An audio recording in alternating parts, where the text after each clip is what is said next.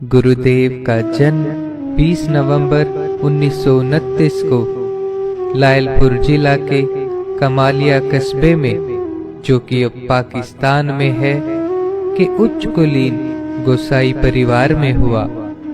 गुरुदेव के बचपन का नाम प्रकाश देव जी था। घर के इकलौते पुत्र होने के नाते गुरुदेव का लालन पालन अत्यंत लाड प्यार में हुआ। गुरुदेव के पिता का नाम श्री नंदलाल जी गोसाई और माता जी का नाम श्रीमती भरावा बाई था।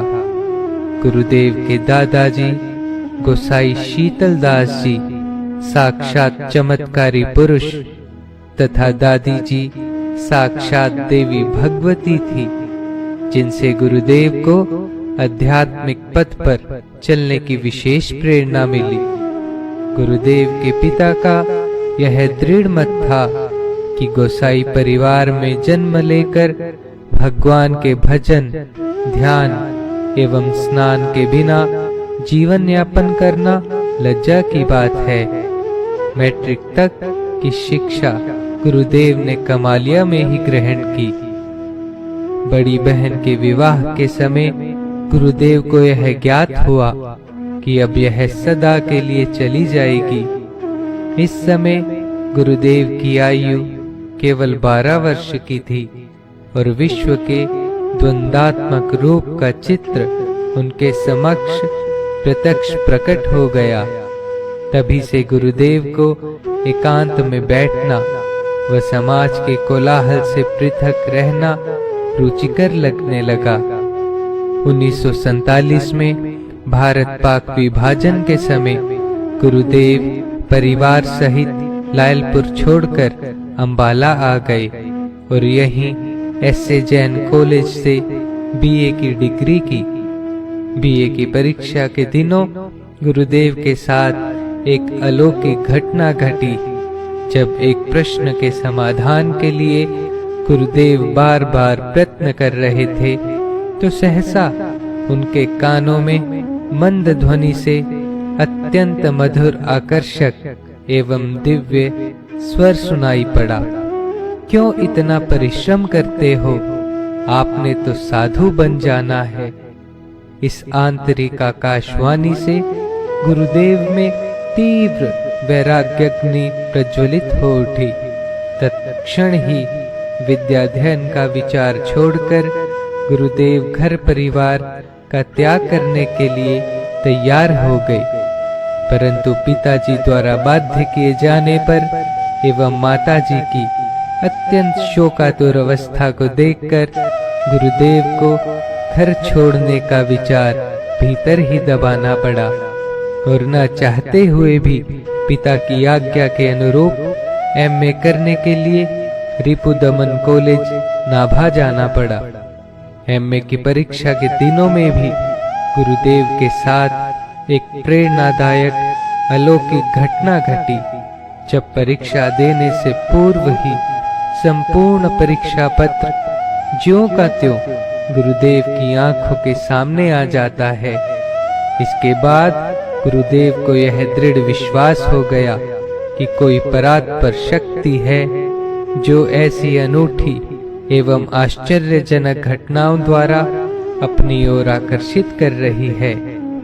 1951 में एमए हिंदी की परीक्षा उत्तीर्ण करने के पश्चात प्रोफेसर बीएल शर्मा के अनुरोध पर गुरुदेव हिंदू यूनिवर्सिटी बनारस में पीएचडी करने गए, परंतु अब तक गुरुदेव का मन सांसारिकता से पूर्ण रूपेण उपरत हो चुका था। कुछ ही दिनों में गुरुदेव वापिस आ गए तथा घर में माता तथा बहनों की ममता को देखते हुए लगभग 1.25 वर्ष तक घर पर रहकर ही अभ्यास किया। इसी दौरान एक प्राध्यापक ने गुरुदेव को ज्ञान सम्राट स्वामी राम तीरथ जी परमहंस के सुविख्यात ग्रंथ in the woods of God realisation से परिचित करवाया। तब से ही स्वामी जी के प्रति गुरुदेव की अटूट श्रद्धा हो गई और ऐसे उच्च कोटि के महापुरुष को गुरु बनाने का सुअवसर प्राप्त हुआ। स्वामी जी की विशेष अनुकंपा एवं उनके मार्गदर्शक से गुरुदेव को फरवरी 1954 में आत्म साक्षात्कार प्राप्त हुआ। दिव्य आत्मानंद की इस अवस्था को प्राप्त करने के पश्चात गुरुदेव समाज के कोलाहलपूर्ण वातावरण से दूर किसी एकांत शांत स्थान में निवास करना चाहते थे और गुरुदेव को प्रचारक बनने की कोई विशेष इच्छा नहीं थी। तथापि ईश्वर इच्छा के समक्ष नतमस्तक होते हुए गुरुदेव को प्रचारक बनना पड़ा। 2 वर्ष गुरुदेव ने अंबाला शहर में ही प्रचार किया। उसके पश्चात शहर से दूर एक एकांत स्थान का चयन किया और वहीं एक छोटी सी कुटिया बनाकर प्रातः सायं गीता के अमृत वचनों का गुणगान करने लगे। तब से गुरुदेव वीर जी के उपनाम से प्रख्यात हैं। श्रद्धालु जनता दिन प्रतिदिन गुरुदेव के अमृत वचनों को सुनने अधिकाधिक संख्या में आने लगी।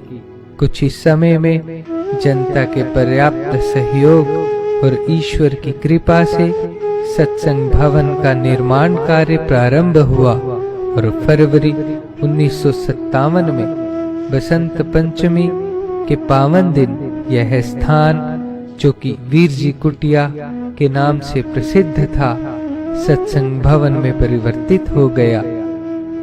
40 वर्षों की कड़ी सिद्ध साधना और गीता का प्रचार करते हुए 16 जनवरी 2004 को दोपहर 1 बजे साधकों की जान प्राण पूज्य महाराज श्री का महाप्रयाण हुआ।